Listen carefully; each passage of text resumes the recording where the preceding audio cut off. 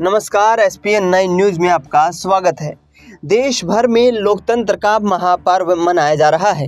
लोकसभा चुनाव में 5 चरण के मतदान संपन्न हो चुके हैं और ऐसे में 5वें चरण के मतदान के दौरान कुछ ऐसी घटनाएं सामने आई जिन्होंने दिल दहला देने वाला का हश्र किया। आपको बता दें कि बिहार में सारण लोकसभा सीट से चुनाव लड़ रही रोहिणी आचार्य और उनके खिलाफ राजीव प्रताप रूडी, जो कि केंद्रीय मंत्री रह चुके हैं, एक दूसरे के आमने सामने चुनौती पेश कर रहे हैं। ऐसे में सारण लोकसभा सीट पर जहां एक तरफ भारतीय जनता पार्टी के तमाम समर्थक मौजूद थे, तो दूसरी तरफ सारण लोकसभा सीट पर ही राजीव प्रताप रूडी के समर्थकों से उनकी भिड़ंत हो गई। कई जगह पर ऐसी छिटपुट घटनाएं सामने आई, जिसके बाद आरजेडी ने बीजेपी पर अहिंसा फैलाने का कटाक्ष कर दिया।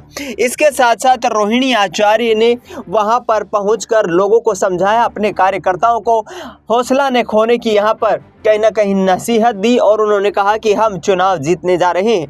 रोहिणी आचार्य ने कहा कि हार की बौखलाहट से बीजेपी परेशान है। प्रधानमंत्री नरेंद्र मोदी लगातार झूठे जुमले लोगों के सामने यहाँ पेश कर रहे हैं, लेकिन देश की जनता उन पर विश्वास करती हुई नजर नहीं आ रही है। 2024 के लोकसभा चुनाव को देखते हुए अब यहाँ से ये लड़ाई काफ़ी गंभीर हो गई है और देखना ये होगा कि आखिरकार किस तरीके से तमाम विपक्षी दल इकट्ठा होकर के क्या केंद्र की सत्ता में वो यहाँ पर बीजेपी को बेदखल करने का काम करेंगे। चुनाव में हिंसा की कोई जगह होनी नहीं चाहिए।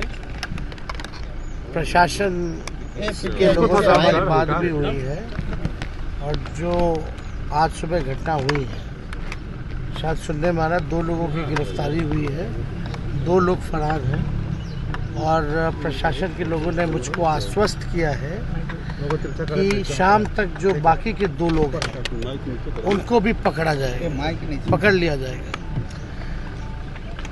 कुछ लोग हैं ऐसे जो हार के बौखलाहट से इस तरह का काम होता है, लेकिन चुनाव में इस तरह के लिए कोई जगह नहीं है और प्रशासन को लोगों को इस बात को देखना चाहिए। कल रोहिणी जी जिस बूथ पर गई थी, वहाँ पर ये जो वीडियो आया है उसमें साफ दिख रहा है कि बीजेपी के कार्यकर्ता वहाँ पर या जो समर्थक थे वो लोग वोट कर रहे थे। अब हम चेचर गए थे तो वहाँ भी लोग वोट कर रहे थे, इसका मायना आप समझ सकते हैं। क्या लगता है ये जानबूझ करके ये हिंसा? हम जब पहली बार चुनाव लड़ रहे थे तो हम भी गए थे, तो बीजेपी के समर्थक वोट कर रहे थे उनके बूथ पे। तो क्या घबरा गई है बीजेपी? घबरा गई है क्या? जनता कर रही है इंसाफ, बीजेपी साफ। लगातार प्रधानमंत्री नाइट स्टे कर रहे हैं बिहार में, आखिरकार इसकी क्या वजह? 2 जगह रैली है। कुछ बताए क्या बिहार को क्या दिए या क्या देने वाले? एक काम तो बता दें। आपके सवालों का जवाब मिला? कहाँ, हम तो साथ को पूछे कहाँ दिए।